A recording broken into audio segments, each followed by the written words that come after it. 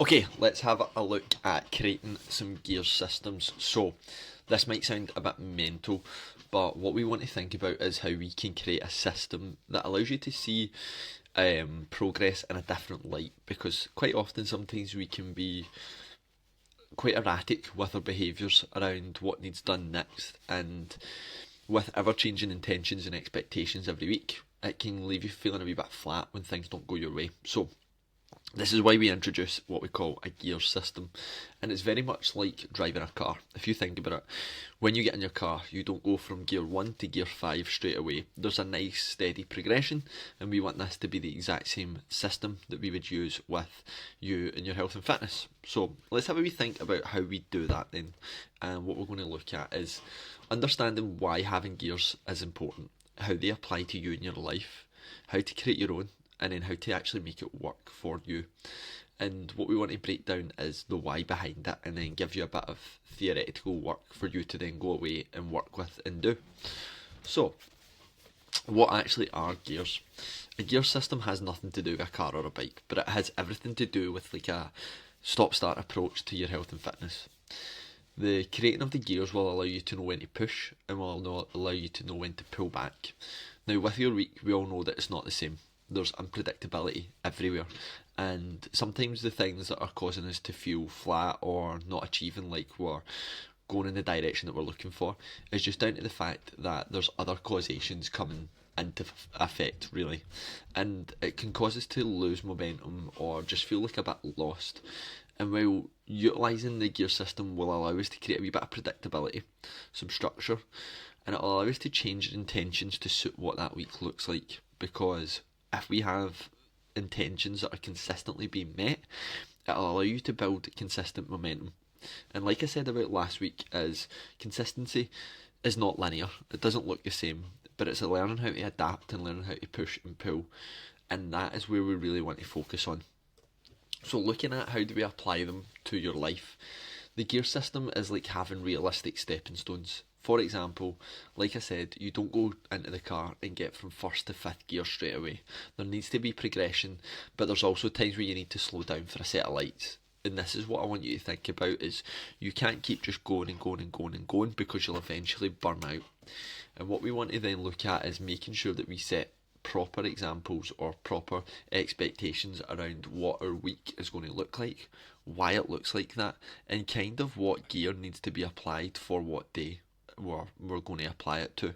This is something that you can apply on a weekly basis, on a monthly basis, on a daily basis, but it's just making sure that we create an understanding around what those gears looks like. For example, we really want to think about things like our training, our routine, our nutrition, our movement, our recovery, our sleep, and our socialising as well. Because all of these things, as you'll know, will be a factor in what happens in our life, and it means that we need to then make sure that we've got a clear cut understanding around what that looks like and what each gear looks like, so that we can then say, okay, today, because I've got these meetings, I've got a school run, I've got this to do, I can only really be in gear 3, which is fine though, because tomorrow's a wee bit quieter, we can push into gear 4 and we can really start to drive home. So let's have a wee look at it. How to create yours. What we've done is created a template here, and this doesn't need to be, and I don't want it to be like yours. Yours needs to be individual to you.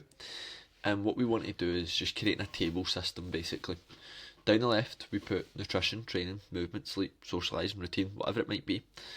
And then we want to then look at gear 1, gear 2, gear 3, gear 4, gear 5, and what it looks like for all of these areas. So let's just pinpoint training and nutrition, right? Gear 1 is not tracking, but having 2 good meals and previously tracked recipes, and kind of 2 snacks of choice. Training, 1 20 to 30 minute session. Gear 2, tracking calories but mainly focusing on calorie targets. 1 45 minute session and 2 20 to 30 minute sessions. Gear 3, track calories and protein. Aim to have fruit and veg, or at least 1 times a day. 2 times 45 to 60 minute sessions. Gear 4, track calories and protein, no more than 10% calorie flexibility. So that would be if we are on 2000 calories, we want to be within around 1850 to 2150. And then having fruit and veg at every meal. train in 3 times 45 to 60 minute sessions and aim for equal weights to reps from last week. Gear 5, track all calories and macros, keep flexibility to 1 meal per week, and track in advance. All sessions for the week adhere to and pushing hard on every set. Now can you see how you go from gear 1 all the way to gear 5 and the progression with that? And this is what we're looking for. This allows you to create a wee bit of safety and security around where you're at, because some weeks might be very, very hard in the sense that you just don't have the ability to be in gear 5. But that doesn't mean that you can't make progress, because you're still moving the car forward as long as you're in that gear and you're working through it. That's the main thing. So this is where we then want to create yours, right? And I want you to take this and take time to really work through your gear system. I want you to take time to sit down and look at, okay, focus areas. What are they going to be? Why does it matter? Training, nutrition, routine, movement, sleep, socialising. All of these things can be changed to suit you and what you've got going on right now. Gear 1, Gear 2, Gear 3, Gear 4, Gear 5. Some of it might be changing one of the the focus areas to work and a relationship with work. It might be spending time by yourself. It might be looking at challenging your belief systems, or reading a book, spending time disconnecting from your phone. There's loads of things that we can put into this. It doesn't always need to be this, and it doesn't need to be black and white. And the gear systems, like I said, is specific to you, so we need to spend that time understanding for you, what does gear 1 look like? What does gear 2 look like? What does gear 3 look like? Gear 4, gear 5.